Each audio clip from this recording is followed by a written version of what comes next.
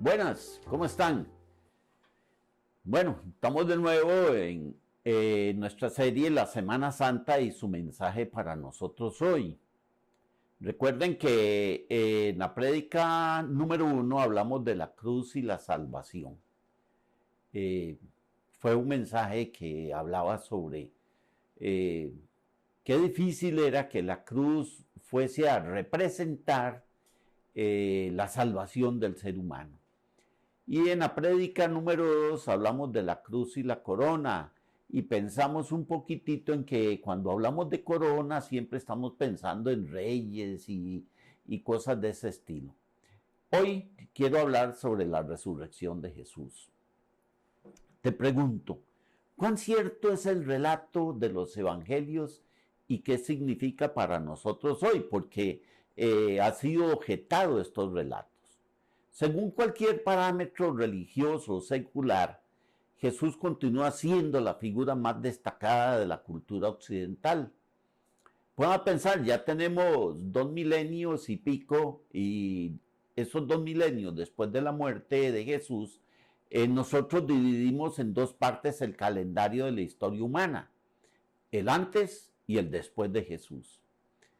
Resulta que la ciencia, el arte, la política, la economía y la ética, de una u otra forma, han estado a través de los siglos ligados a la influencia cristiana. Porque la llegada del cristianismo no solo marcó un cambio en el calendario, sino en el mismo pensamiento humano. La creencia de que la vida eterna era patrimonio exclusivo de deidades muy antiguas quedó desvanecida y reemplazada por la esperanza en la resurrección para todo creyente en Jesús. Entre muchos otros aspectos, la creencia en la resurrección transformó el cuidado humano que se le daba a los enfermos, especialmente a los desahuciados. Previo al cristianismo, las personas con enfermedades contagiosas como la lepra eran abandonadas en las calles para que murieran sin perdón.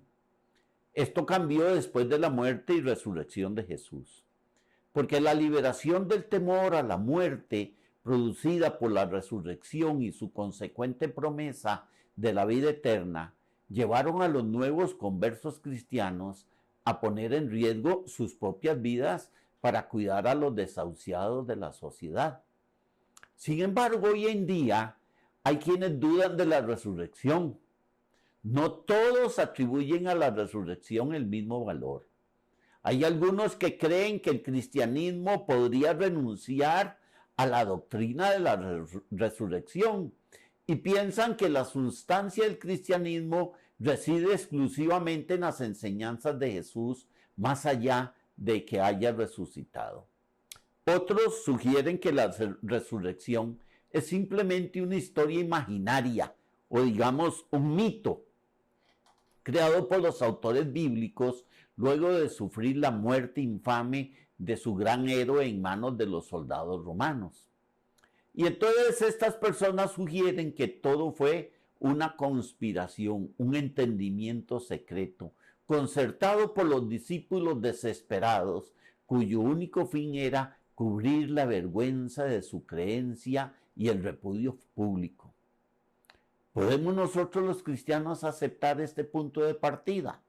Algunos dicen que podría ser, pero no hay duda de que Jesús fue un gran maestro y que la utilidad de sus enseñanzas trasciende más allá del cristianismo y ha logrado una fama mundial. Tampoco dudamos de la posibilidad de la creación de mitos, pero contrariamente a las sugerencias críticas, el registro bíblico presenta poderosas y consistentes evidencias que reafirman nuestra fe en la veracidad histórica de la resurrección. Las evidencias muestran la certeza de la resurrección. Y yo quiero que resumamos primeramente algunas de las objeciones a la resurrección y luego que analicemos las posibles respuestas. La objeción número 1, que dice que la resurrección no tiene importancia para el cristianismo. Sin embargo, el apóstol Pablo, uno de los principales escritores bíblicos, declara en 1 Corintios 15, del 14 al 19, y si Cristo no resucitó, vana es entonces nuestra predicación, vana es también nuestra fe, decía Pablo. Y si en esta vida solamente esperamos en un Cristo no resucitado, somos los más dignos de conmiseración de todos los hombres. Esta declaración apostólica deja muy en claro que la resurrección no es algo opcional para el cristianismo. La declaración no es única ni está aislada. Está acompañada, quiero decirle, de 150 versículos de los evangelios y de 160 referencias del libro de los Hechos y de las epístolas del Nuevo Testamento. Es posible que para otros movimientos religiosos como el budismo y el confucianismo sea de valor mínimo lo de la resurrección, pero para el cristianismo la resurrección es fundamental. Jesús mismo declaró en Juan 11:25, yo soy la resurrección y la vida. El que cree en mí, aunque esté muerto, vivirá. La objeción 2, que nos dice que la resurrección es un mito, o sea, una historia imaginaria. Hay estudios que demuestran que se requieren por lo menos 2 generaciones, o sea, 80 años o más, para corromper una historia hasta el punto de convertirla en un mito, en una historia imaginaria. Pero en este caso, no habían pasado más de 20 años después de la muerte de Jesús, cuando ya el hecho estaba documentado y se hablaba de la muerte y la resurrección de Jesús. Nos dice en 1 Corintios 15, 3 y 4, porque primeramente os he enseñado lo que a mí mismo recibí, que Cristo murió por nuestros pecados conforme a las Escrituras, y que fue sepultado y que resucitó al tercer día conforme a las Escrituras. Esta declaración fue escrita por Pablo alrededor del año 51 de nuestra era, y de ser falsa la historia de la resurrección, hubiera sido relativamente fácil desmentirla como cualquier otra historia falsa, porque existía suficiente proximidad histórica para consultar las fuentes originales y exponer la supuesta farsa. La objeción 3, que fue un acto de conspiración. Esta teoría de la conspiración es una de las teorías más populares. Está compuesta por 2 elementos. 1, que la tumba estaba vacía. Y 2, que los discípulos se pusieron de acuerdo para decir que Jesús había resucitado. Pero aquí se presentan varias dificultades. La primera consiste en explicar el motivo. Esa idea de que el Mesías resucitara de los muertos no era contemplada por la cultura, ni por las tradiciones, ni por las creencias judías, ni aún por los discípulos. No existía una noción de un Mesías muerto que luego iba a resucitar. Por el contrario, al igual que otros tantos críticos de Jesús, los discípulos se encontraban en un estado de incredulidad. Y aun cuando las mujeres les dieron las noticias de la tumba vacía, los discípulos dudaron. Tomás en Juan 20:25 dijo, si no viere en sus manos la señal de los clavos y metiere mi dedo en el lugar de los clavos y metiere mi mano en su costado, no creeré. Eso lo dice en Juan 20:25. Así que trabajar una mentira acerca de la resurrección del Mesías, que ni los mismos discípulos ni sus oponentes creían, parece bastante improbable. La segunda dificultad de esta teoría de la conspiración es explicar el motivo de utilizar mujeres como testigos para consumar la mentira. Dolorosamente, en la sociedad antigua judía, el testimonio de un gentil o extranjero, el testimonio de un pastor de ovejas o el testimonio de una mujer eran inválidos ante la ley. Su testimonio no era considerado serio. Sencillamente ellos no eran personas creíbles. Y si estamos hablando de una conspiración, sería más factible entonces formular una mentira con testigos más confiables, que con mujeres que a la vista pública ya estaban desacreditadas, a menos por supuesto que la historia fuera verídica. La tercera dificultad de esta teoría de la conspiración estriba en la respuesta de las autoridades romanas y judías. Si la tumba no estaba verdaderamente vacía, no habría pasado mucho tiempo antes de que las autoridades hubieran desmentido la supuesta conspiración y presentado públicamente el cuerpo de Jesús. Sin embargo, no tenemos registro alguno, ni romano ni judío, de que estos fueran los hechos. Y si los hechos hubieran sido así, y se hubiera presentado con certeza el cuerpo de Jesús, tendríamos que explicar el desconocimiento hasta nuestros días de la sepultura de Jesús y el por qué los discípulos no hicieron del sepulcro un lugar de adoración, como tantas otras religiones han hecho a través de las edades con los sepulcros de sus fundadores.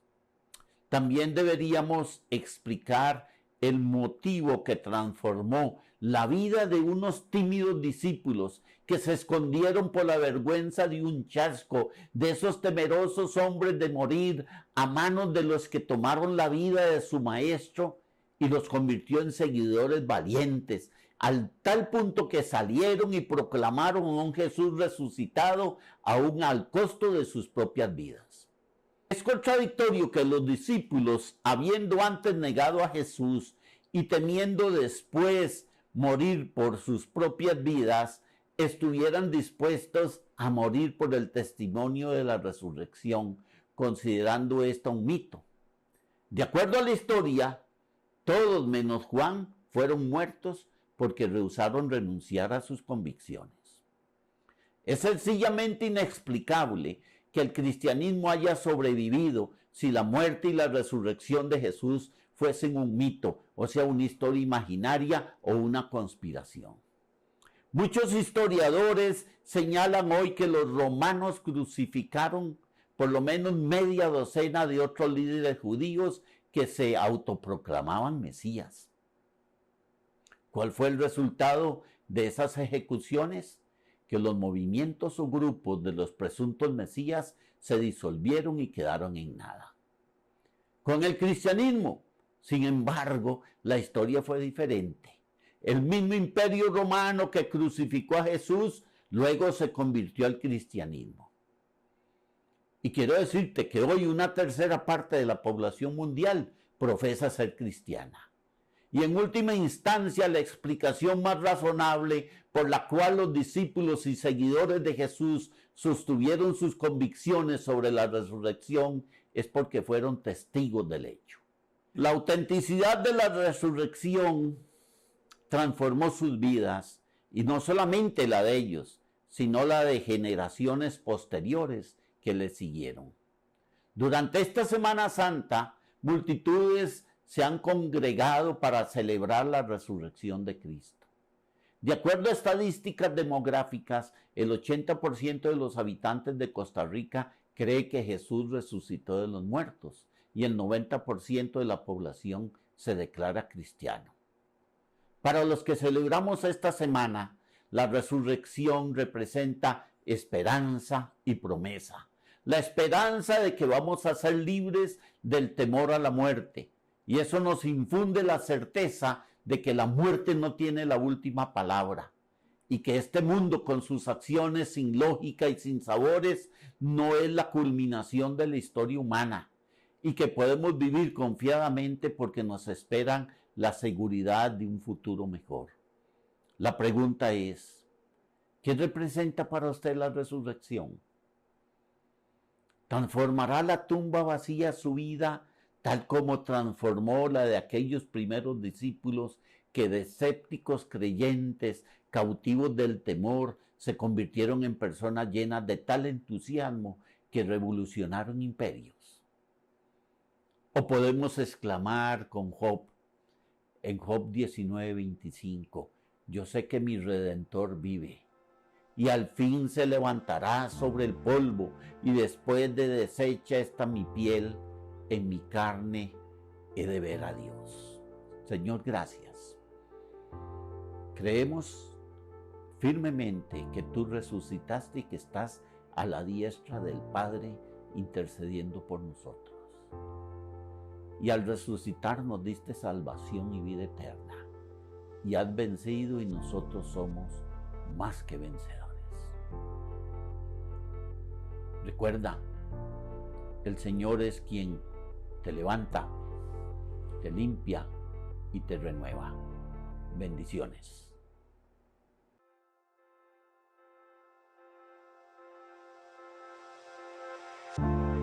Gracias por haber compartido este momento con nosotros. Esperamos que haya sido de bendición para sus vidas.